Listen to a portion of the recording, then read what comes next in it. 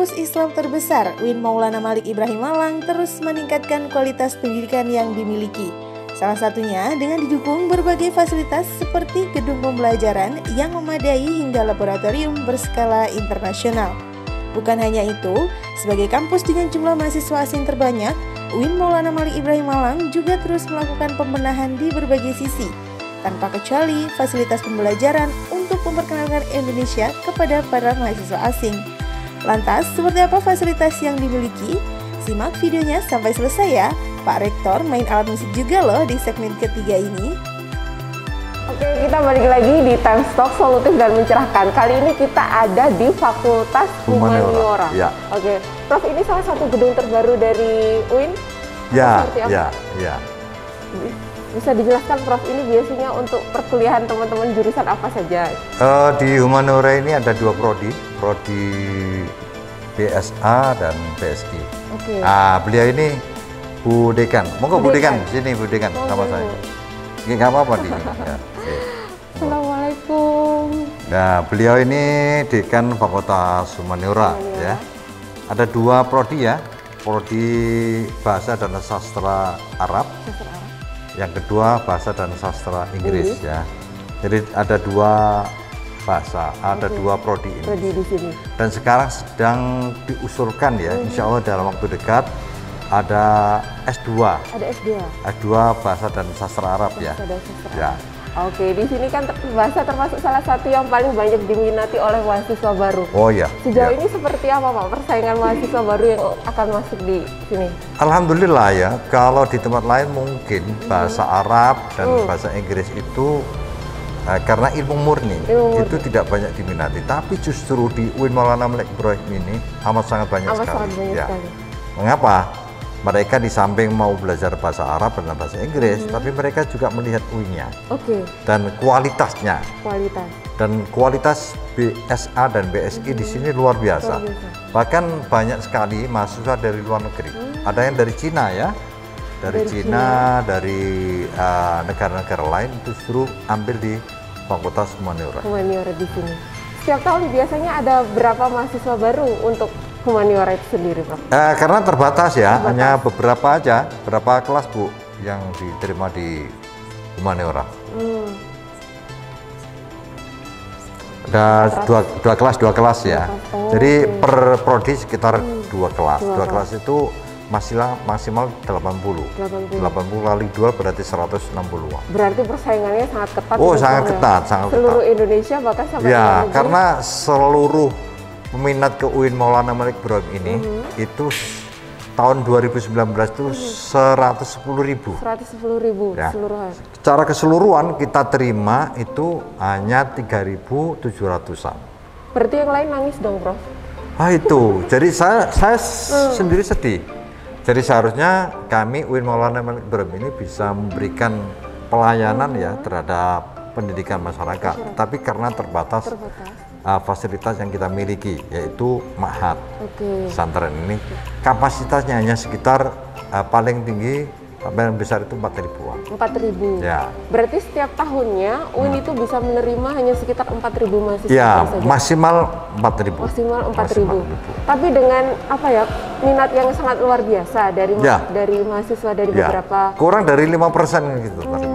Ada ini nggak sih Prof rencana untuk mengembangkan seperti apa supaya ada banyak lagi kuota yang bisa masuk ke UIN? Jadi sebetulnya kita sedang membangun ma'had di kampus 3. Nanti beberapa fakultas yang ada di sini kita pindahkan di kampus 3. Di kampus 3. Ya, di Batu sana ya. Sekarang yang sudah di sana itu fakultas kedokteran. Ada dua prodi pendidikan dokter dan farmasi. Oke, berarti ada kemungkinan besar penerimaan mahasiswa baru 2 tahun berikutnya? Oh, insya Allah ya. Kalau misalnya diizinkan, kita minimal setiap tahun kita menerima 10.000. 10.000. Oke, kalau untuk tahun ini, Prof, ini kan sudah mulai masuk.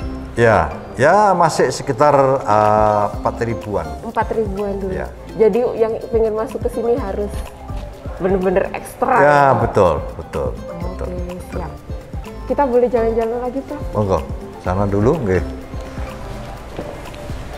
Dan di Fakultas Humaniora ini kita menerima mahasiswa asing setiap tahun itu ada 40-an dari fakultas dari Deakin University dari Australia. Mereka belajar budaya Indonesia. Ya, di Fakultas Humaniora. Mereka belajar menari ala budaya Indonesia ya dan lain-lain. Oke.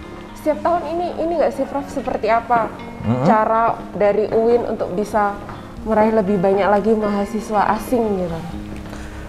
Tentu yang paling penting adalah informasi. Informasi. Ini kita ada di perpustakaan. Perpustakaan fakultas ya. Setiap fakultas berarti memiliki perpustakaan ya? Iya. Tentu terbatas sesuai dengan karakteristiknya ya. Nah, ini lebih banyak ke bahasa. Tentang bahasa, misalnya ini linguistik ya. Dan sekian banyak ini diantaranya adalah karya para dosen kita sendiri. Jadi karya. Boleh ditunjukkan? Karena kita punya program 1000 buku. 1000 buku. Ya, yang dihasilkan oleh para dosen.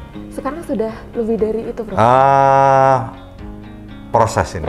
Jadi setiap tahun ya sekitar 200-300 itu ya, dalam waktu tertentu nanti karya para dosen itu sekitar 1000 buku dari para dosen. Ya. Ini ya. Perjuangannya ekstra. Jadi diwajibkan seluruh dosen untuk menulis buku ya, Prof ya? Mereka harus menulis ya. Itu kita anggarkan ya untuk menulis buku. Gitu. Sejauh ini sudah hampir 1000 buku yang sudah dicetak. Hampir 1000 buku yang judul ya, 1000 judul buku. Ya.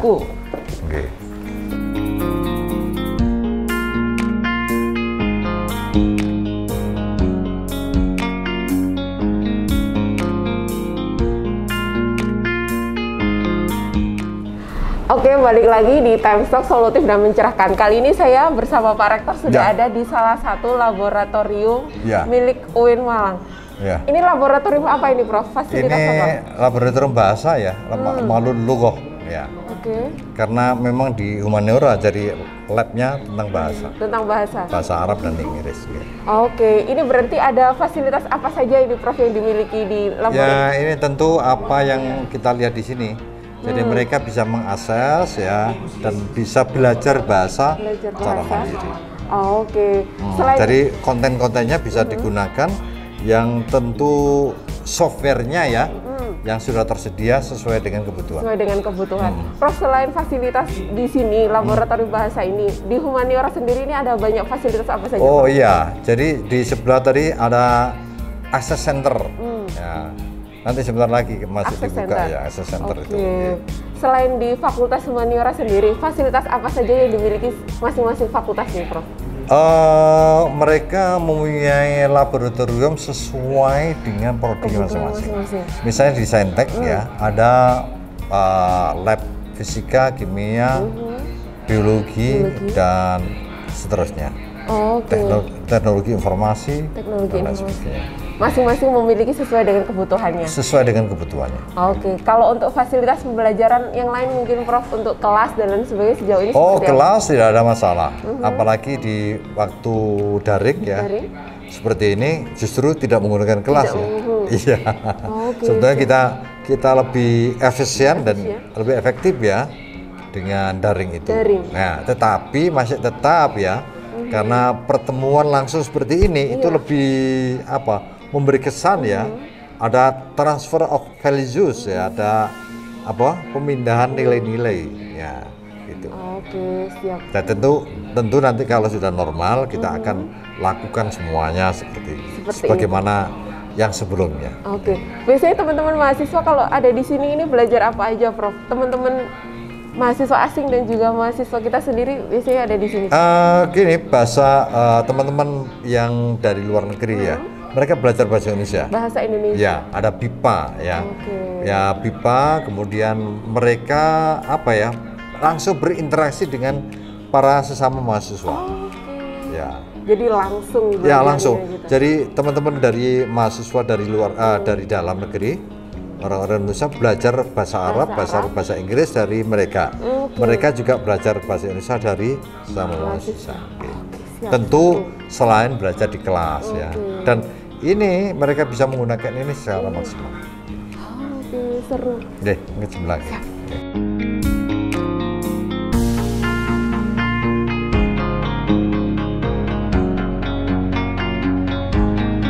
Oke, kalau sekarang ini kita sudah ada di Self Access Center. Ini ruangan fasilitas apa ini, Prof? Bisa dijelaskan? Ini ruangan bagi mahasiswa untuk belajar mandiri.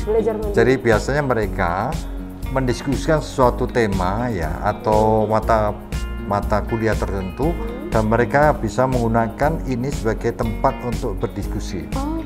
Dan bisa belajar sendiri, tetapi juga bisa digunakan untuk diskusi. Jadi sebelah ini juga bisa ya, ada yang duduk. Nah, ini yang semi formal ya, yang misalnya mereka menjelaskan dengan slide misalnya, ini sudah disediakan. Kalau misalnya menulis dengan ini papan tulis, tapi juga ada yang santai di sini. Nah, dan disediakan sumber belajar juga dari media yang ada ini. Jadi mereka santai ya, tetapi bisa secara efektif memperoleh apa yang dicari.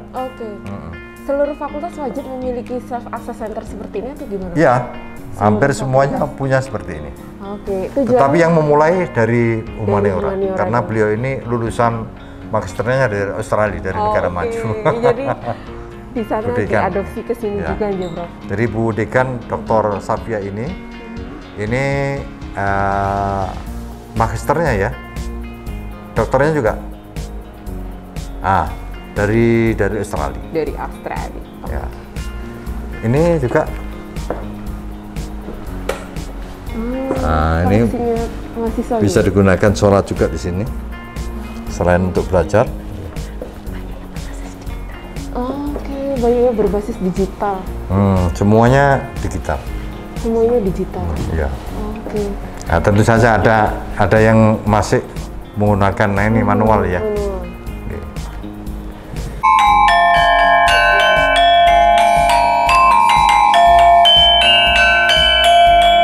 Siswa asing ya, terutama dari Deakin Melbourne ya, UNA, mereka biasanya dari Deakin itu mengirimkan 40 mahasiswa tiap tahun dan salah satu yang dipelajari adalah budaya Indonesia. Salah satu budaya Indonesia adalah gamelan ini. Dari mereka belajar ya.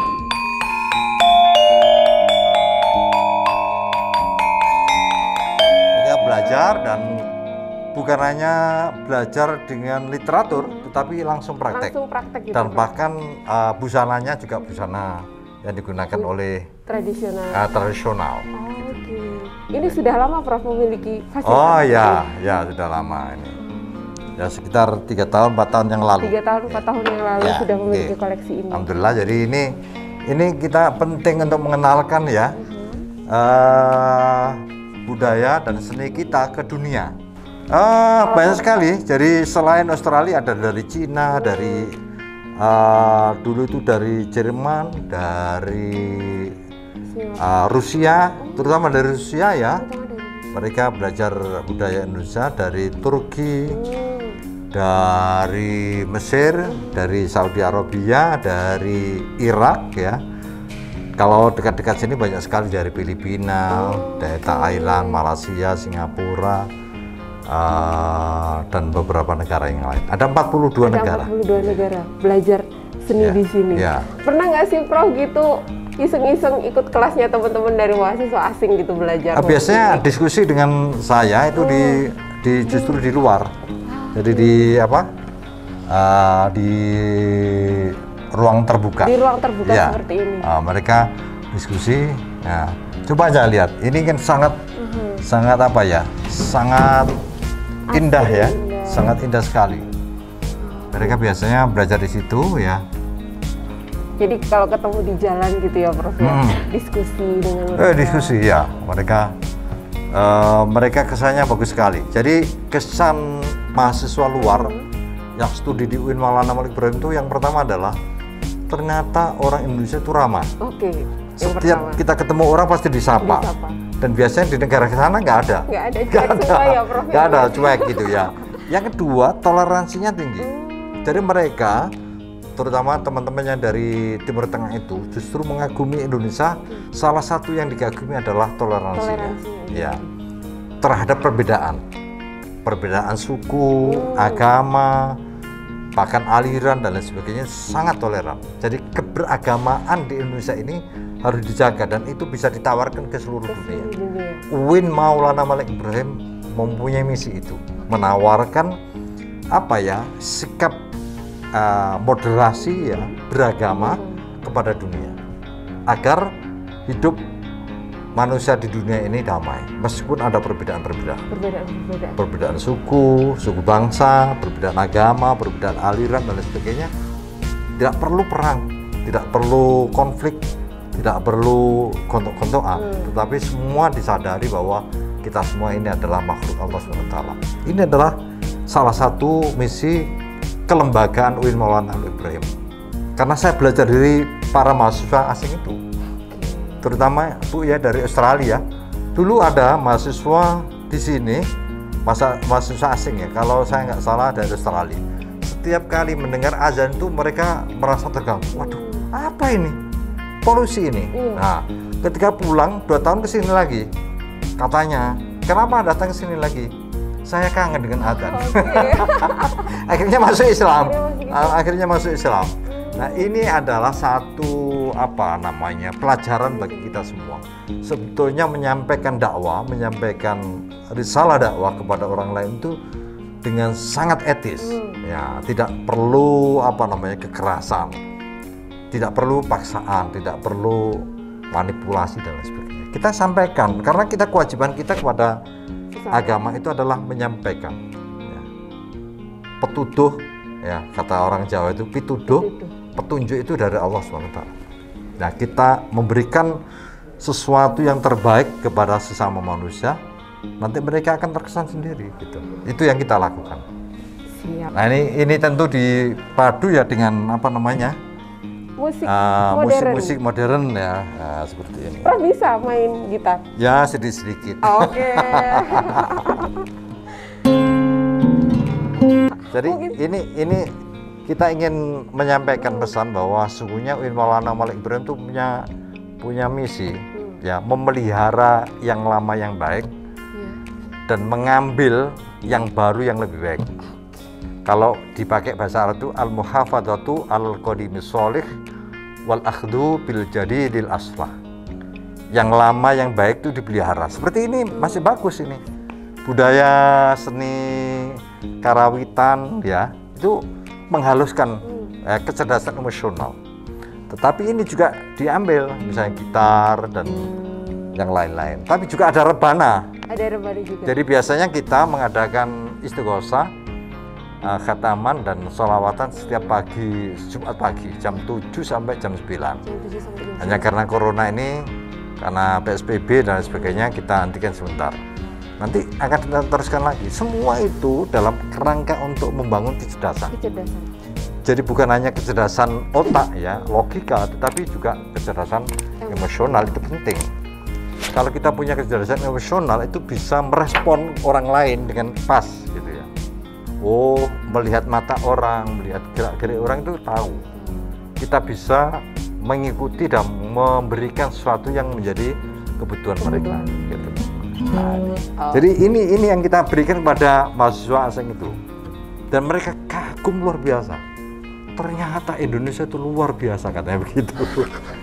Seru. Ya. Jadi sebetulnya UIN Maulana Malik Ibrahim itu menjadi kepanjangan tangan dari Indonesia. Indonesia.